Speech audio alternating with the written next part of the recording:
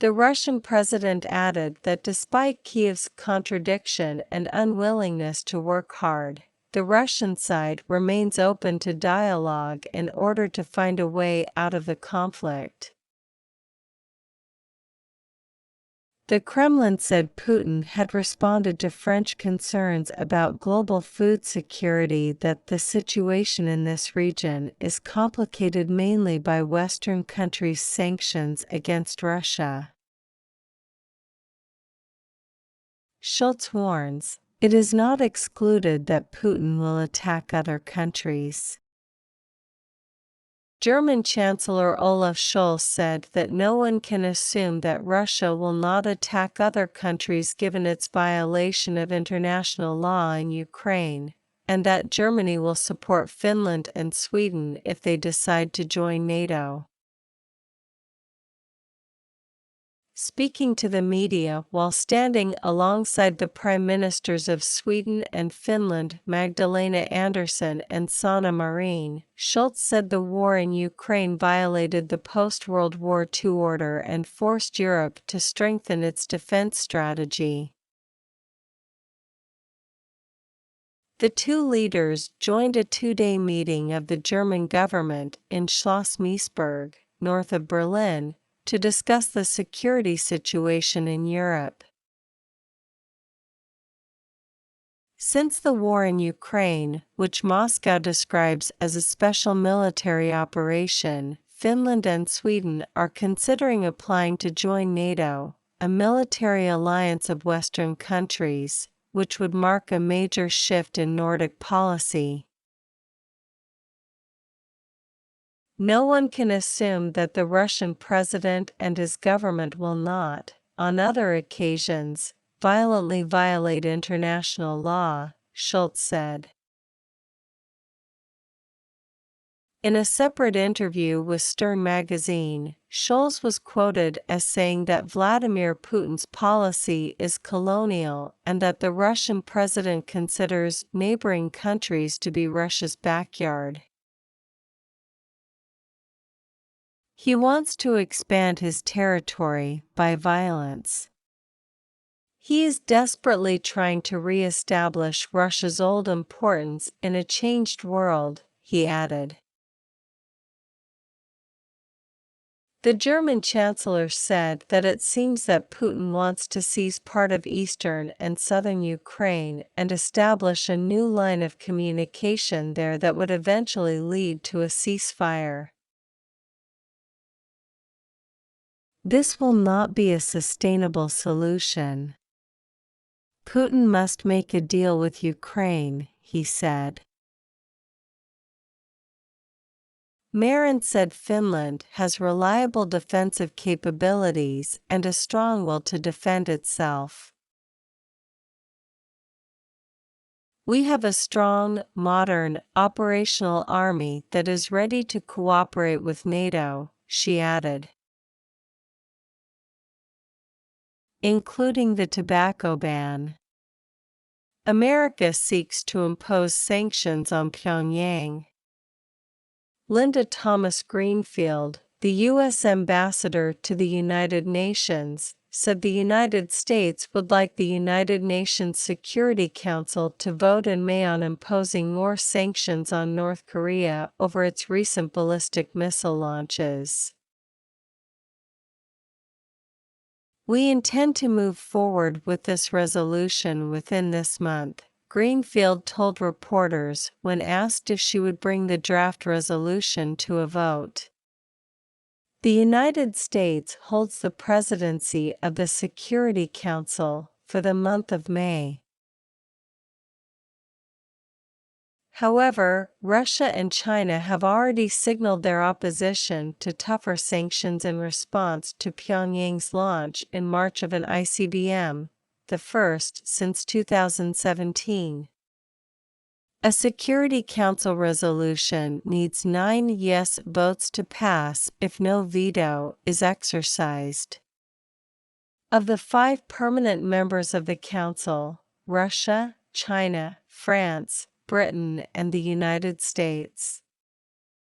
We are very concerned about this situation, We hope that we can keep the Council united in condemning these actions of North Korea, the U.S. ambassador added. North Korea has been under UN sanctions since 2006. The UN Security Council has steadily tightened those sanctions for years in an attempt to cut off funding for Pyongyang's nuclear and ballistic missile programs. An upcoming European sanctions package on oil and banks in Russia. Josep Borrell, the European Union's foreign policy chief, said that the European Union is preparing new sanctions against Russia that target the oil sector, more banks, and those responsible for disinformation, as part of a response to Russia's operations in Ukraine. We are working on the sixth package of sanctions aimed at isolating more banks from the SWIFT International Financial Payments System, establishing a list of those responsible for disinformation, as well as dealing with Russian oil imports, Borrell said on Twitter. Diplomats said the latest set of sanctions would also target Sberbank, Russia's largest bank, joining several others that have already been cut off from the SWIFT system. Borrell said the European Commission's proposed measures against Russia, which launched a land, sea and air attack on Ukraine on February 24, would be submitted to the bloc's 27 member states for approval. Officials said European Commission President Ursula von der Leyen is expected to outline the proposed sanctions on Wednesday, which would include a ban on Russian oil imports by the end of this year. Russian President Vladimir Putin told the West on Tuesday that it could halt exports and not honor deals in response to the burden of sanctions imposed by the European Union and the United States. An embargo on Russian oil would deprive Moscow of a large revenue stream, but the attempt to reach an agreement on this measure has split the European Union countries that depend on Russia for 26% of their oil imports. Hungary and Germany are among the countries that have reservations about the oil embargo.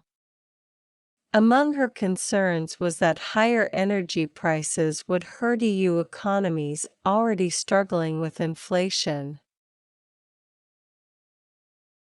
Diplomats told Reuters that resistance to the oil ban began to weaken over the past days, after an agreement was reached to provide exemptions for Slovakia and Hungary, which depend heavily on Russian crude. European Union countries have paid more than €47 billion, $47.43 billion, to Russia for gas and oil since the war. The Pentagon, the war in Ukraine is entering a decisive phase.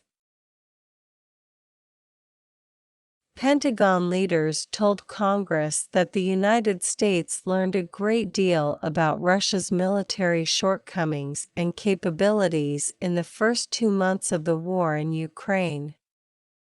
But they warned that Moscow is learning from its mistakes as the war moves to a new stage, and that this will determine the form of military aid that the United States will provide. Lloyd Austin, the Defense Secretary, and General Mark Milley, chairman of the Joint Chiefs of Staff, told the Senate Appropriations Subcommittee that if Congress approves the funding, the most important things Ukraine needs are anti-tank, anti-aircraft, and surface-to-air missiles.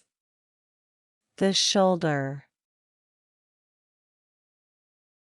Milley added that with the fighting now centered in the eastern Donbass region, Ukrainian forces also need more tanks and other mechanized vehicles, which are provided by the United States and other countries. Before the war in Ukraine in late February, the United States provided about $1 billion in arms and equipment to the Ukrainian military, and had been training the troops for years.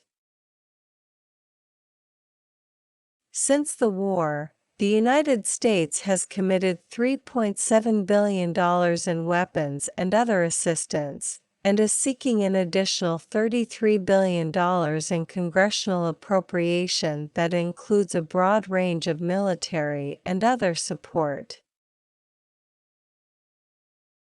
Fluent in Russian.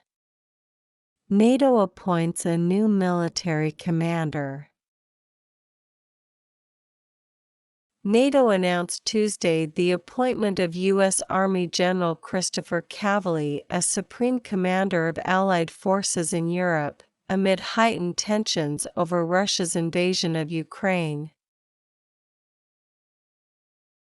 His appointment was approved by the North Atlantic Council, and he will succeed General Todd D. Walters during a handover ceremony this summer at the large general headquarters for Allied forces in Europe near Mons, Belgium. Christophe Cavalli, the son of an Italian-American officer, was born during the Cold War in Würzburg, West Germany, and raised on military bases due to his father's commuting. Fluent in Russian, he has been in service since 1987 and has commanded U.S. forces in Europe and Africa with headquarters in Spaden, Germany, since 2020. Cavalli is married, father of two, and a Princeton University graduate.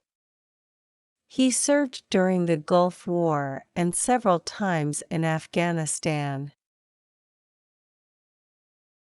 He also commanded the U.S. military in Europe from January 2018 to October 2020, before assuming the joint command of Europe and Africa. The military commander of NATO has to be an American officer because Europe appoints the Secretary General of NATO, and currently the Norwegian Jens Stoltenberg, who was reappointed due to the war in Ukraine.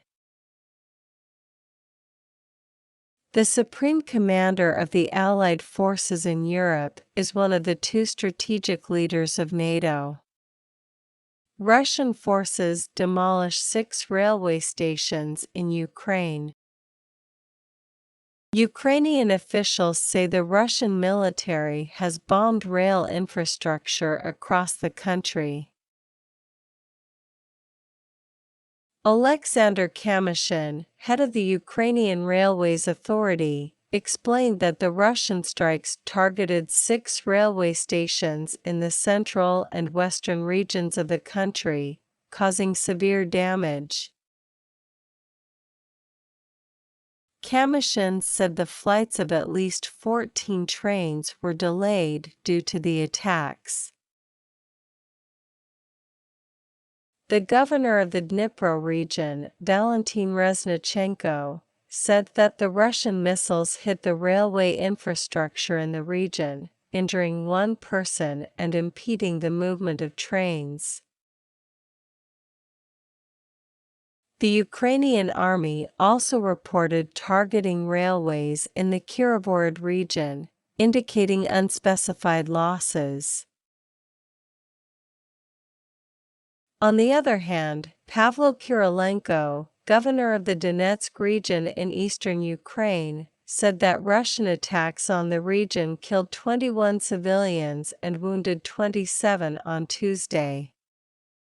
Kyrylenko added in an online post that the figure, which includes 10 deaths in a coke plant in the town of Avdiivka who were announced earlier, is the highest daily death toll in the region since last month's attack on a railway station in the town of Kramatorsk.